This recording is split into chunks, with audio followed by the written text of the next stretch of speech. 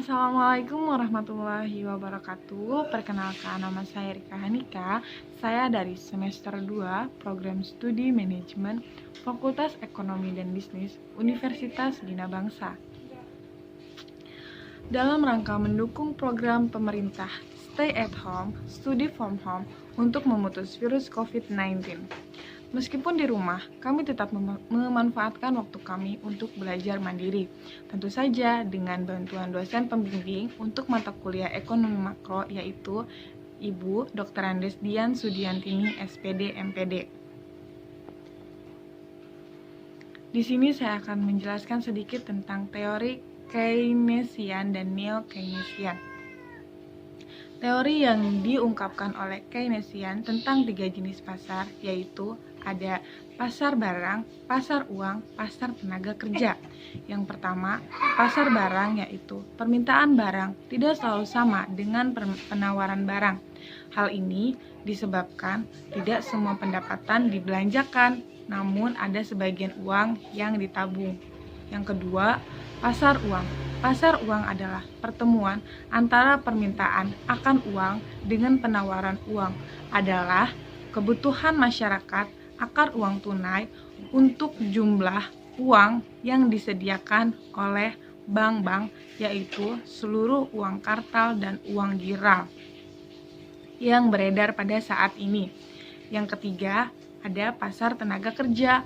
Mengikuti pasar barang, apabila output naik, maka jumlah orang yang mendapatkan pekerjaan atau tingkat employment juga naik. Sebaliknya, jika employment turun apabila output naik. Selanjutnya ada teori dari Neo-Keynesian, yaitu ada 2 macam teori.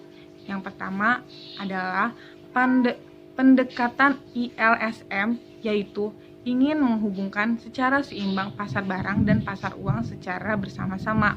Yang kedua ada Philip Kurz, yaitu menghubungkan tingkat pengangguran dan tingkat inflasi, yaitu semakin tingkat tinggi pengangguran, maka semakin tingkat inflasi yang turun, yang dapat dibatasi oleh waktu tertentu.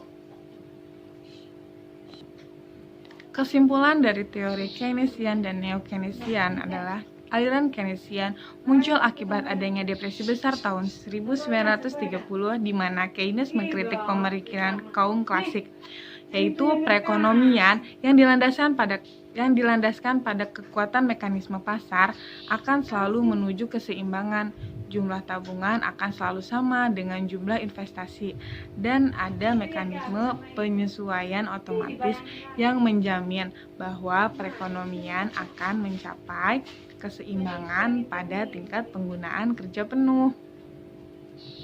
Keynes pun merekomendasikan agar perekonomian tidak diserahkan begitu saja kepada mekanisme pasar, sehingga batas tertentu peran pemerintah yaitu justru diperlukan. Sedangkan Neo-Keynesian merupakan aliran Neo-Keynesian yaitu aliran yang mengembangkan teori Keynesian, seperti teori yang berhubungan usaha menjaga kestabilan ekonomi yang menerangkan dan mengantisipasi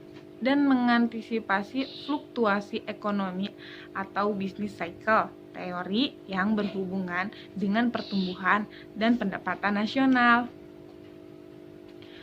Cukup segini aja teori yang dapat saya sampaikan, kurang lebihnya mohon maaf. Wassalamualaikum warahmatullahi wabarakatuh. Assalamualaikum warahmatullahi wabarakatuh. Sebelumnya perkenalkan, nama saya Nurmah Handayani dari semester 2 Program Studi Manajemen Fakultas Ekonomi dan Bisnis Universitas Bina Bangsa. Dalam rangka mendukung program pemerintah Stay at Home, Study from Home untuk memutuskan filosofi COVID-19. Meskipun di rumah, kami tetap menyempatkan waktu kami untuk belajar mandiri dengan bantuan dosen pembimbing untuk mata kuliah ekonomi makro Dr. Dian Sudiantini, SPD, MPD. Di sini saya akan menjelaskan sedikit tentang teori Keynesian dan Neo-Keynesian. Tokoh yang pertama kali yang merupakan aliran Keynes ini adalah John Maynard Keynes tahun 1936 dalam bukunya The General Theory of Employment, Interest and Money. Tren ekonomi makro dapat mempengaruhi perilaku individu ekonomi mikro. Permintaan agregat sebagai faktor utama penggerakan perekonomian. Keynes menjelaskan bahwa mekanisme pasar tidak sepenuhnya bisa diandalkan karena perekonomian sering berubah dari posisi keseimbangan karena rendahnya permintaan agregat. Oleh karena itu, campur tangan pemerintah diperlukan dalam situasi seperti ini. Mengapa? Karena alasannya adalah kebijakan pemerintah dapat meningkatkan permintaan pada tingkat makro dan mengurangi pengangguran dan deviasi. Ada 3 pasar yang diajarkan oleh Keynes. Yang pertama ada pasar barang, yang kedua ada pasar uang, dan yang ketiga ada pasar tenaga kerja. Yang pertama, pasar barang. Permintaan barang tidak selalu sama dengan penawaran barang. Mengapa? Karena hal ini disebabkan tidak semua pendapatan dibelanjakan, namun ada sebagian yang ditabungkan. Yang kedua, ada pasar uang. Pasar uang adalah pertemuan antara pemerintah akan uang dengan penawaran uang. Sumber permintaan uang ada 3 macam. Yang pertama, kebutuhan transaksi, yang kedua, kebutuhan jaga-jaga, dan yang ketiga, kebutuhan berspekulasi. Permintaan uang untuk transaksi juga ditentukan oleh volume output yang ditransaksikan dan tingkat harga umum. Selanjutnya, yang ketiga yaitu pasar tenaga kerja. Pasar tenaga kerja mengikuti pasar barang. Apabila output naik, maka jumlah orang yang mendapat pekerjaan atau tingkat employment juga naik. Dan sebaliknya, apabila tingkat output turun, maka employment pun turun. Keynes juga menjelaskan bahwa proses makro adalah proses menuju keseimbangan umum. Selanjutnya, selain dari materi yang sebelumnya, yaitu Keynesian, ada teori baru, yaitu Neo-Keynesian.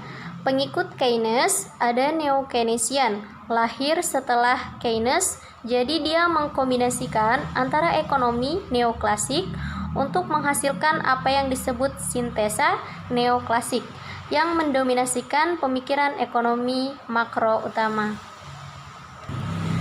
Teori ekonomi makro utama atau teori Neo-Keynesian adalah 2 yang penting, yaitu ISLM dan Phillips Group. Yang pertama, ISLM merupakan titik pertemuan IS dan LM yang mengembangkan keseimbangan pasar barang dan pasar uang secara bersama-sama.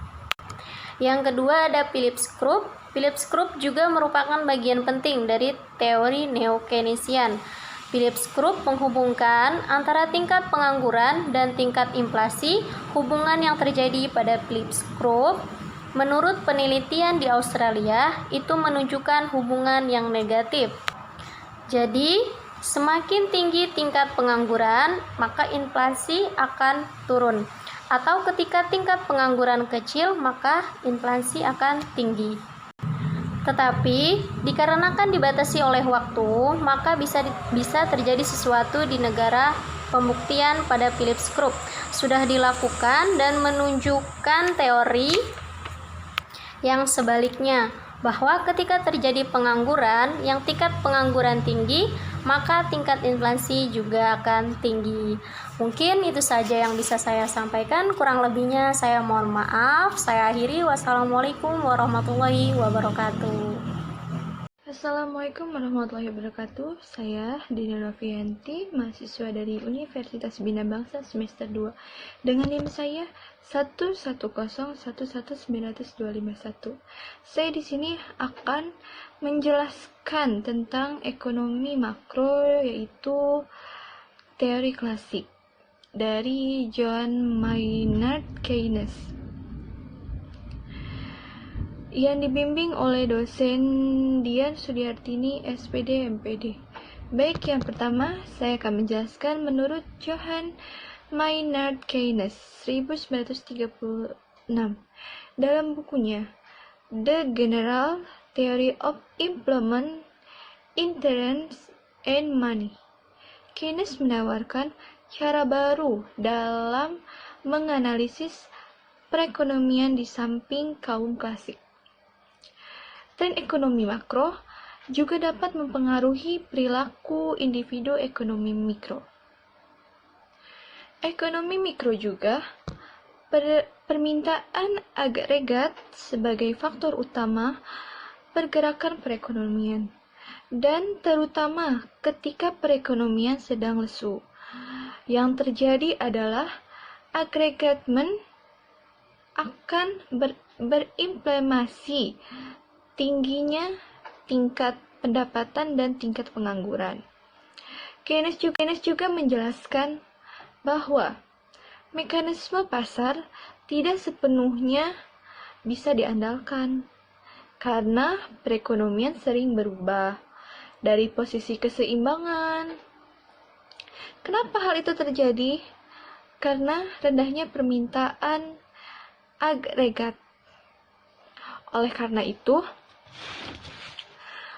itu campur tangan pemerintah diperlukan dalam situasi seperti ini. Oke, berikut ini contoh